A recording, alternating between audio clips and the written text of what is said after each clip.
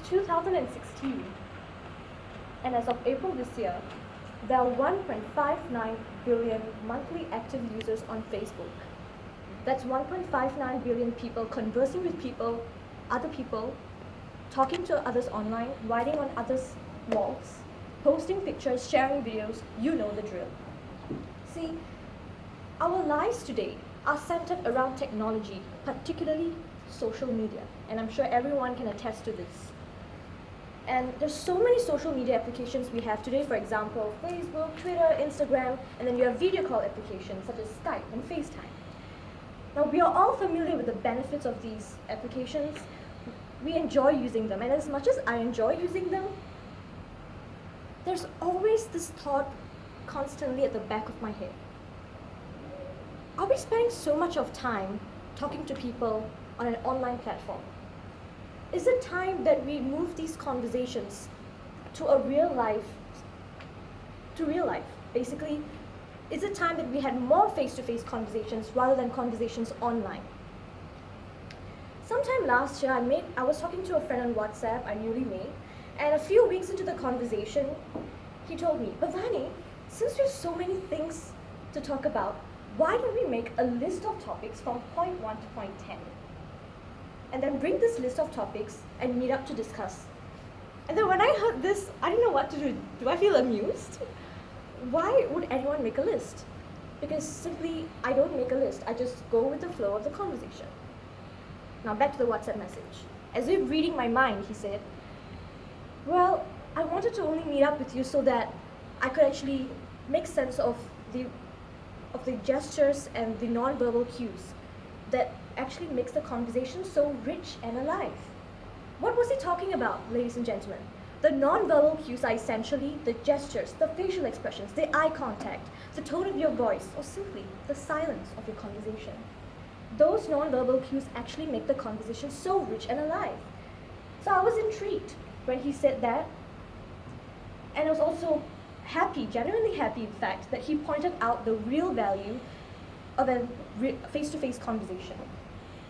Ladies and gentlemen, the point is, the difference between a face-to-face conversation and a conversation online is simple.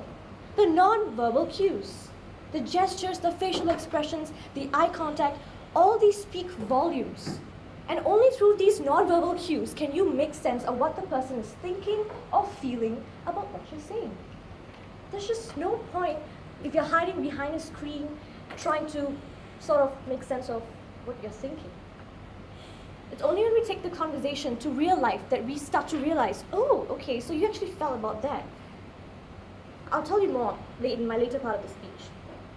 So you've got the point. Non-verbal cues are so important. They speak volumes. At the heart of a face-to-face conversation are the non-verbal cues. And these non-verbal cues,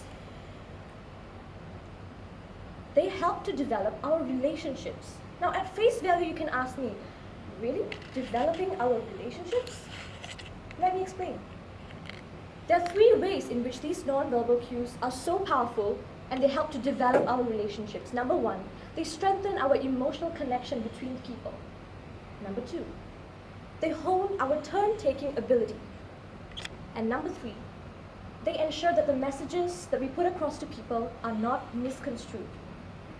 Number 1, strengthening the emotional connection. At the heart of everyone's relationship between anyone, be it your loved one or your friends, lies an emotional connection. Emotional connections are necessary to take a relationship from one stage to another stage, be it your friend or your loved one. How can I develop an emotional connection if I'm hiding behind a screen? Say if I'm Facebooking someone or using Facebook Messenger. How do I tell that you're genuinely happy? Are you happy or are you just happy? How can I tell if you're just putting a smiley face? Do I know that you're really overjoyed about what I'm saying? Are you really enthusiastic? If you've just given me a sad face, do I really know for sure if you're sad? Or perhaps you're just putting on a sad front? I don't know for sure. But if you're talking to me face to face, I know, I can understand, I can empathize. And through this understanding and empathy, can an emotional connection develop? And when this connection develops, that's when it brings your relationship from one stage to another stage. So do you not see that the non-verbal cues, how you're talking to someone, these actually help to develop that connection, and once that connection is developed, that's when your relationship moves on. It's powerful, isn't it? And moving on to my second point, honing our turn-taking behavior. Many of you are familiar with turn-taking. Turn-taking is essentially the process by which who decides who to speak next. So if you're talking to someone, when do you start talking? When do you stop talking? When do you pause? When do you stop to listen? There are oftentimes many people who just keep rambling on and on and on and on without caring about what the person is actually telling them. And you can actually tell if the person is disinterested or genuinely interested just by the facial expression. Or if they're simply putting their chin on their palm, you can tell, this person is just a little zoning out a bit and they're probably not paying attention to you, so you got to wrap things up and let them talk. So when you actually learn to pay attention to these non-verbal cues, you learn how to turn-take. And when you do this turn-taking, it helps to develop your relationships not only within your family, your friends, but also in corporate situations.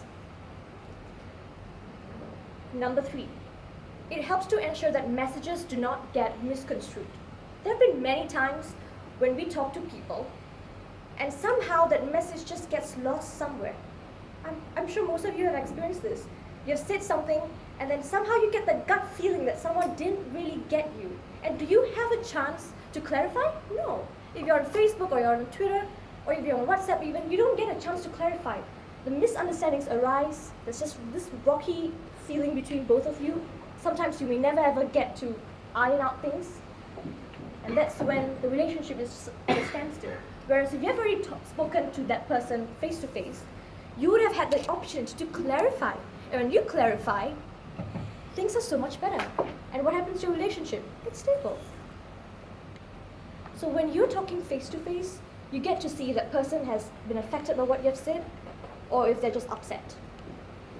So these are the 3 reasons that non-verbal cues are so powerful and that they help to take your relationship from one stage to another stage. Thank you.